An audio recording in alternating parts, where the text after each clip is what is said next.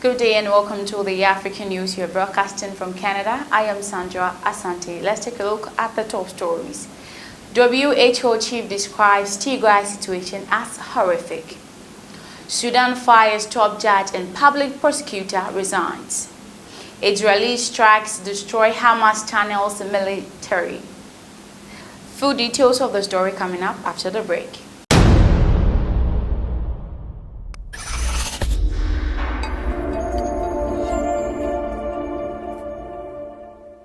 You're welcome back from the break to our first story. The head of the World Health Organization has described the situation in Ethiopia's conflict-hit Tigray region as horrific. Tedros Adhanom Ghebreyesus, who is from Tigray, said people were dying of hunger and malnutrition spreading fast.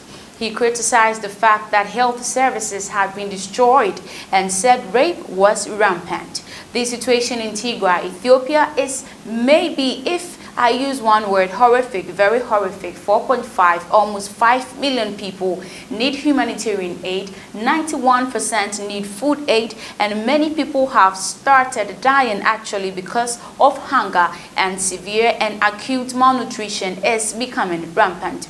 He said while speaking at the news conference in Geneva. His comments echoes many international leaders and agencies that have also been calling for full humanitarian access and an end to the blocking of aid.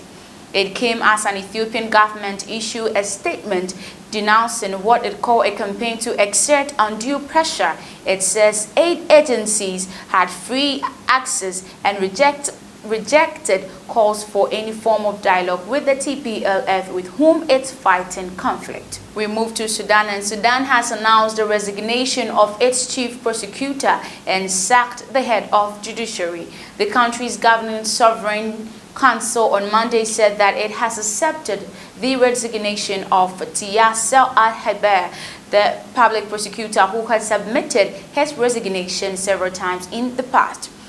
No reason were given for the decisions, which came after the council ordered investigation into last week's killing of 2 prosecutors outside the army headquarters in Khartoum.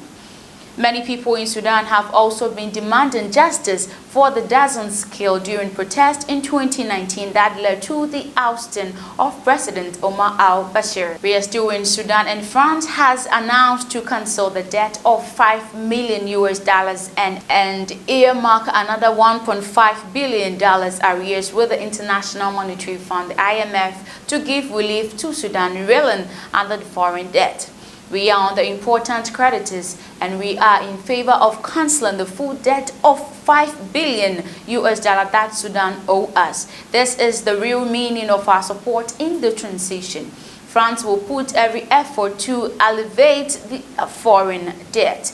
President Emmanuel Macron announced at the news conference, which he addressed jointly with President of the Sovereignty Council of Sudan, Abdel Fattah al-Burhan, and Prime Minister Abdallah Hamdok in Paris.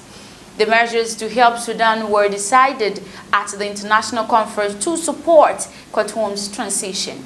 The IMF is likely to begin the process by June, and the UK, US, Norway, and Saudi Arabia have also agreed to help clear the rest of the arrears, said the French president. Hamdok described the announcement as a watershed milestone in Sudan's transition. He noted the clearance of debt with the IMF was a major change, signaling the return of Khartoum to the development community. With this, the government will be able to create jobs and meet the aspiration of young Sudanese who came on the street 2 years ago, he said. Last year, the transitional government launched a major economic reforms, including arrear clearance and exchange rate unification, required to qualify for debt relief under the IMF's heavily indebted poor countries initiative. The assessment of HIPC helped major creditors to forgive most of Sudan's external debt, estimated $49.8 billion US. Macron launched the courageous economic reforms as well as the political and democratic decisions, reaffirming the transition. He said that the signing of the peace agreement in October 2020 and the U.S. removing Sudan from the list of state sponsors of terrorism in December has helped the international community to mobilize in support for the African country. We now move to South Africa, and South African electricity provider Eskom has suspended load shedding or shedding blackout for morning till afternoon. Poor maintenance, rising costs, failing revenues, crumbling infrastructure, corruption, and mismanagement have all been blamed for the energy crisis. The state-owned power utility began the last round of load shedding on Sunday after 10 of its generating units broke down. On Tuesday, Eskom said 7 generators has resumed operation, improving power production. However, this is currently insufficient to fully supply the evening peak, as said in a statement, adding that the next stage of load shedding will therefore run from 5 p.m. till 10 p.m. tonight. It is said that the system was still vulnerable and asked South Africans to use electricity sparingly. To our final story, Israeli military has been giving details to Israeli media about the overnight strikes. Spokesman Brigadir Haidan Zilberman said 60 warplanes targeted another part of what he called the militant group Hamas metro underground network, destroying 10 to 15 kilometers of tunnels. We know the grain of the network underground and every entry shaft, the Jerusalem Post newspaper quoted him saying, adding that Hamas militants were being forced to operate above ground. Multi-barrel rocket launchers and the home of several Hamas commanders were also targeted. Brigadir Zilberman also said that more than 150 Hamas Islamic Jihad militants had been killed since the start of the fighting 8 days ago.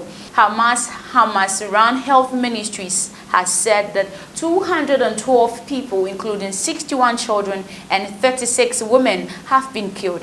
In a radio interview with Kan Public Radio, Brigadir Zilberman warned top Hamas leaders in Gaza that they were being also into the military side. We are trying to strike them, and when the operational conditions come to friction, I hope we will succeed, he said, according to the Times of Israel. This is where I draw the curtains on African News. Thank you so much for watching. My name is Sandra Asante. You should have a great day.